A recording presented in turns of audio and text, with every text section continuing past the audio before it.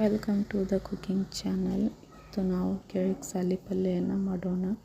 ಅದಕ್ಕೆ ಒಂದು ಪಾತ್ರೆಯಲ್ಲಿ 4-5 ಸ್ಪೂನ್ ಎಣ್ಣೆಯನ್ನು ಹಾಕ್ಕೊಳ್ಳೋಣ. ಈ ಎಣ್ಣೆಯನ್ನು ಚೆನ್ನಾಗಿ ಕಾಯಲು ಬಿಡೋಣ. ಅದಕ್ಕೆ ಕಾದ ನಂತರ ಜಜ್ಜಿಟ್ಟಿರುವಂಥ 2 ಬೆಳ್ಳುಳ್ಳಿ,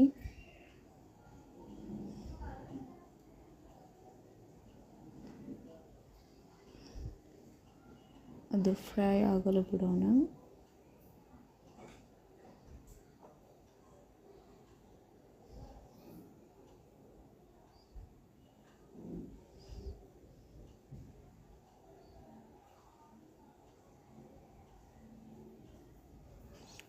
ಸಾಸಿವೆ ಅರ್ಧ ಸ್ಪೂನಷ್ಟು, ಜೀರಿಗೆ ಅರ್ಧ ಸ್ಪೂನಷ್ಟು,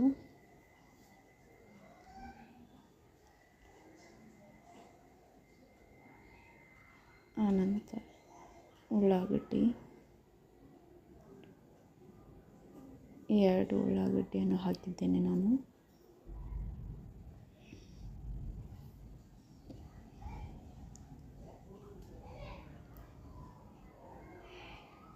ಚೆನ್ನಾಗಿ ಫ್ರೈ ಮಾಡ್ಕೋಬೇಕು, ಸ್ವಲ್ಪ ಗೋಲ್ಡನ್ ಬ್ರೌನ್ ಆಗೋ ತನಕ.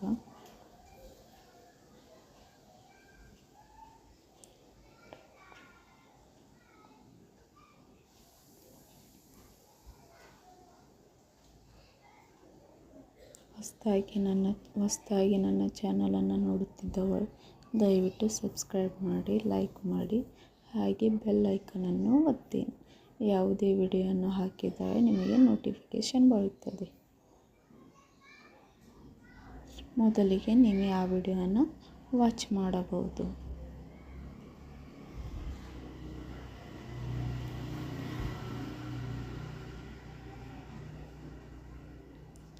ಚೆನ್ನಾಗಿ ಫ್ರೈ ಆಗೋ ತನಕ ಬಿಡಬೇಕು ಒಗ್ಗರಣೆಯನ್ನು.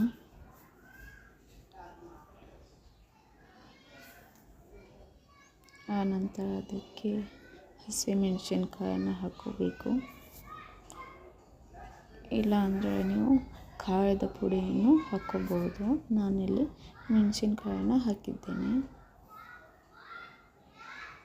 ನಿಮಗೆ ಮೆಣಸಿನ್ಕಾಯಿ ಇಷ್ಟವಿಲ್ಲ ಅಂದರೆ ಖಾರದ ಪುಡಿಯನ್ನು ಹಾಕೋಬಹುದು. 2ರಲ್ಲಿ ಒಂದನ್ನು ಯಾವ್ದು ಬೇಕು ಅದನ್ನು ನೀವು ಹಾಕೋಬಹುದು. ಅದನ್ನು ಫ್ರೈ ಆಗಲು ಬಿಡಬೇಕು.